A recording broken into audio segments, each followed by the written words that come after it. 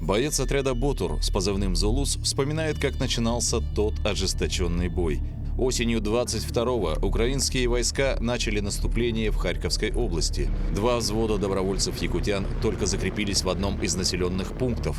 Им поручили прикрывать эвакуацию российских подразделений. Уже на следующий день ВСУ пошли на штурм позиций. Первый и второй взвод заехали в поселок Пески-Радковский, укрепились там, и на второй день начался штурм ВСУшников. То есть они зашли в 6 часов утра. Перед тем, как зайти, они подготовили, как говорится, плацдарм, да? Арт-налет был, арт-обстрел был. Зашли в 6 часов утра, посмотрели то, что там танки едут, и поняли то, что началась атака. Где-то она длилась до 15 часов. Обстановка складывалась не в пользу наших. Противник пятикратно превосходил силы бойцов.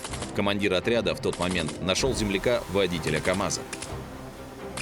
И необходимо было вызволить с окружения наших ребят. Узнали обстановку, что наши ребята пробиваются по лесополке в нашу сторону. Мы разговаривали на родном, на якутском языке, потому что если бы разговаривали на русском, нас бы услышали, нас бы заблокировали, встретили бы. Обстановка развивалась стремительно. Хан принял решение и скомандовал идти на прорыв к нашему отряду, опередив на несколько минут танки противника. Мы успели вывести своих ребят, среди которых были много раненых. Сам хан Александр Колесов, которому за тот бой присудили звание Героя России, немногословен. Видно, что ему до сих пор тяжело вспоминать тот день.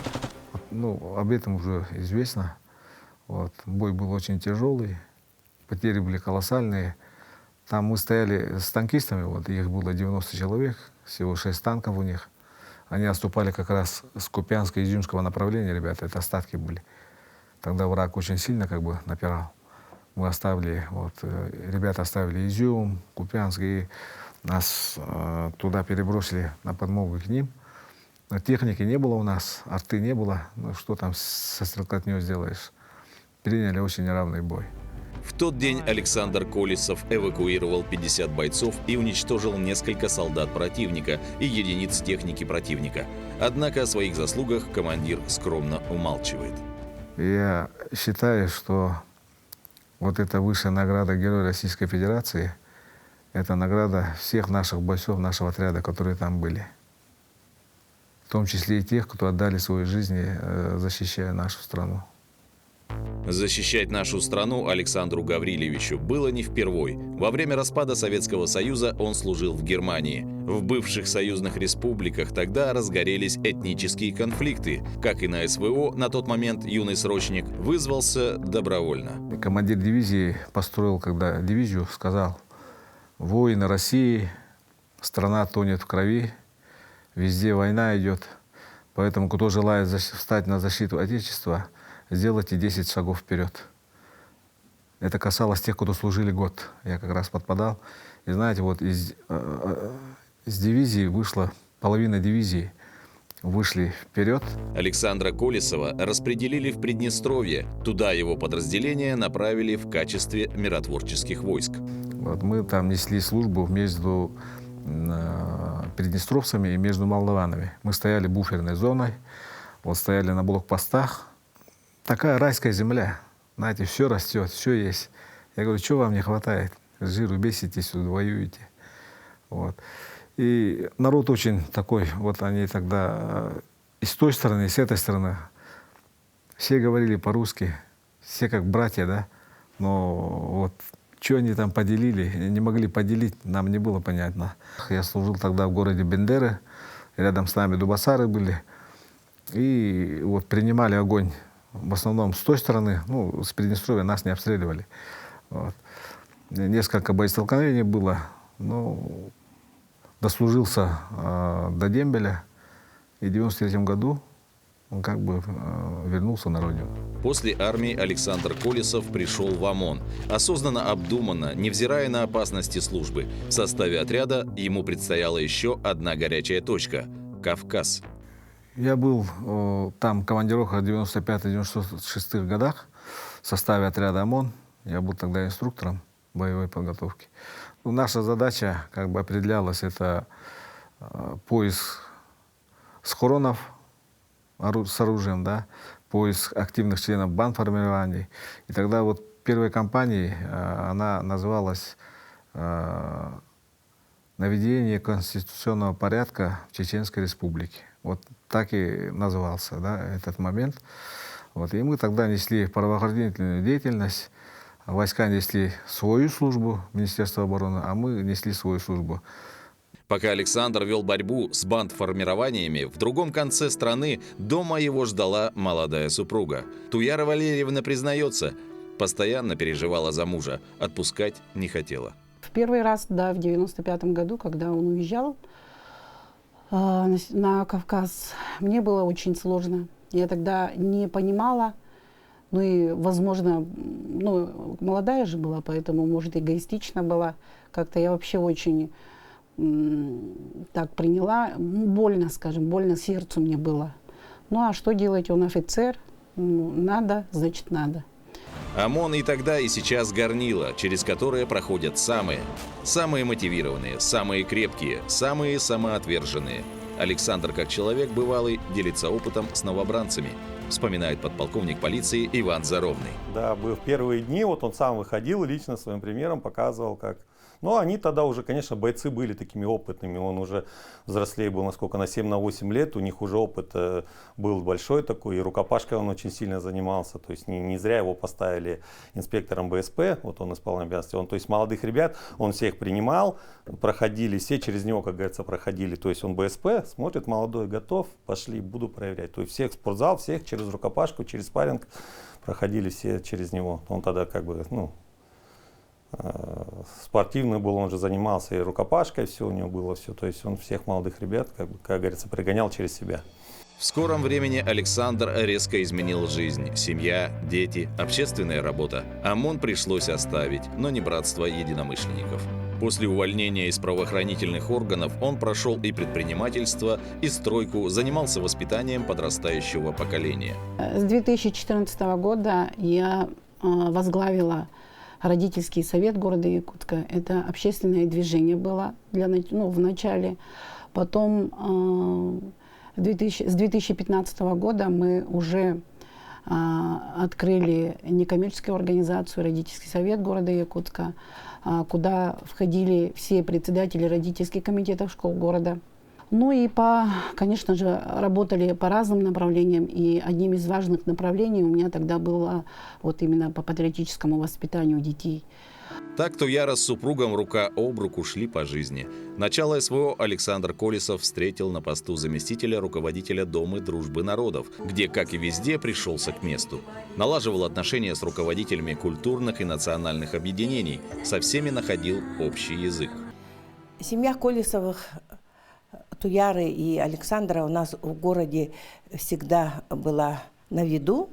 Они большие общественники по родительскому совету города. И Туяра Валерьевна многие годы возглавляла этот общественный совет. Ну, во-первых, надо сказать, что Александр человек военный, и потому у него все было системно, все, логистика была выстроена очень правильно, и он очень быстро нашел язык со всеми нашими НКО, очень активно внедрился в эту область. В первые же месяцы СВО Александру Гаврилевичу удалось побывать в зоне боевых действий. Туда он поехал с помощью бойцам.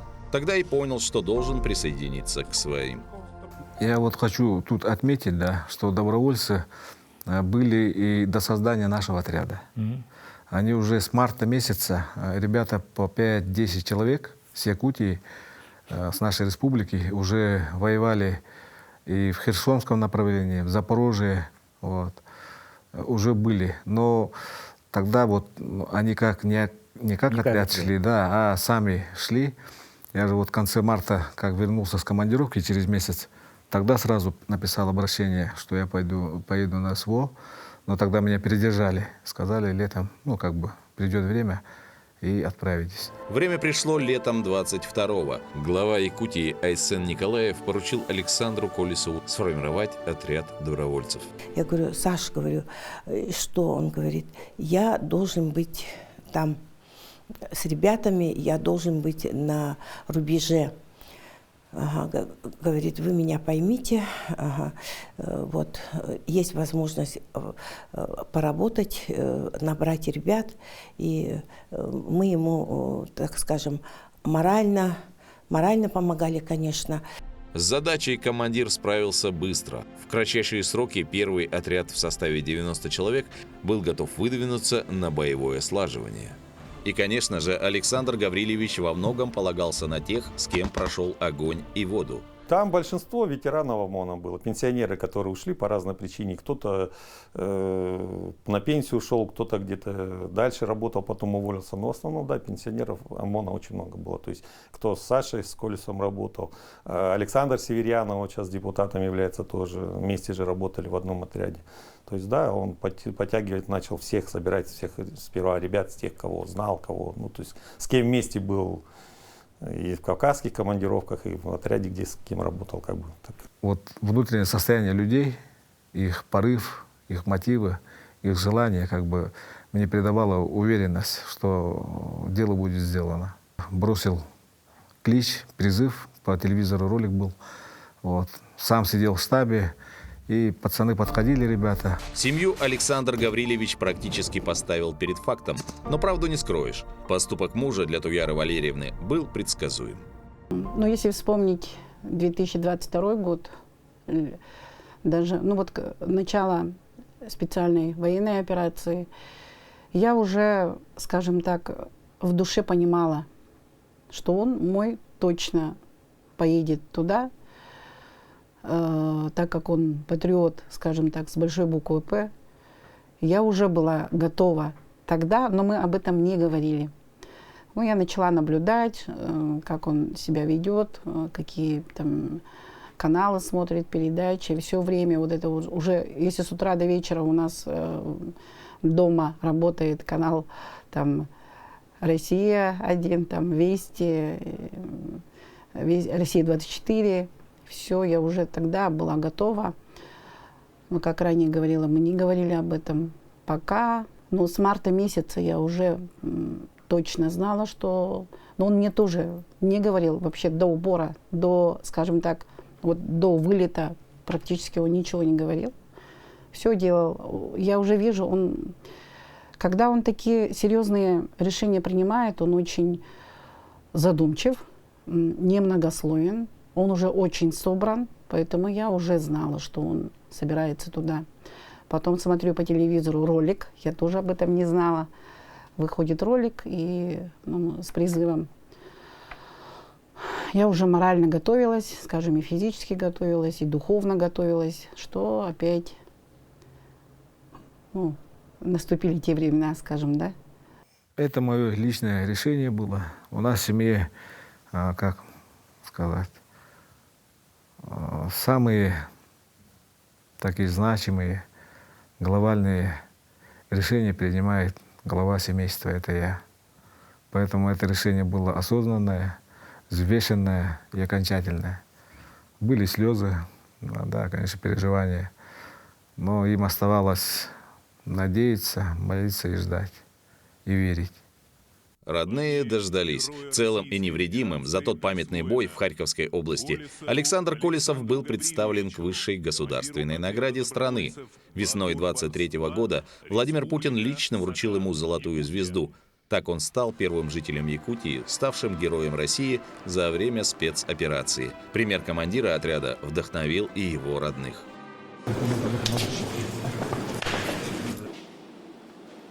И на данный момент, да, у него двое братьев подписали контракт, они уже там.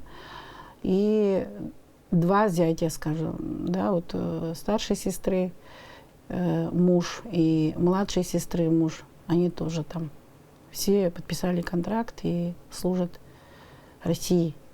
Туяра Валерьевна сегодня возглавляет городской комитет поддержки семей военнослужащих. Александр – Центр высокоточной стрельбы. Его открыли в республике летом 2023 года. На полигоне уже прошло 2 всероссийских соревнования снайперов. Учреждение продолжает традиции якутян, доблестных бойцов советской армии, обеспечивая фронт высококлассными специалистами. У турнира есть своя цель. Это возрождение и совершенствование школы снайперской подготовки в России. Это даст нам возможность сделать нашу страну сильнее, потому что сегодня снайперы вносят большой вклад в зоне специальной военной операции. Она по душе, что, во-первых, мы на полигоне Сулус готовим тяжелых дальнобойных снайперов для стрельбы на дальней дистанции. Да. Просто науки стрельбы из этих калибров нету в России, почти нету. Нету школ, нету специалистов, да. Вот. Поэтому мы выдвигались 3 раза в зону боевых действий, прямо у линии боевого соприкосновения, обучали вот этих нашей снайперской группы стрельбы из этих калибров на дальней дистанции. Стояли часами над ними, работали над ошибками. И все-таки как бы алгоритм был выработан, да, методика выработана. Вот. Ребята очень как бы остались довольны, приглашают еще. Командование нам выразило благодарность, благодарственные письма отправляет, да. Отправляет бойцов сюда уже к нам, непосредственно на полигон. Они вот, учились целое лето, да, с разных подразделений. И вот снайперскому движению России как бы это дало второе дыхание. Второе дыхание. Вот. Мы видим результат. Отзывы очень хорошие, результаты есть. Он сейчас на своем месте, я так скажу. Много не буду говорить. Он нашел себя, это его.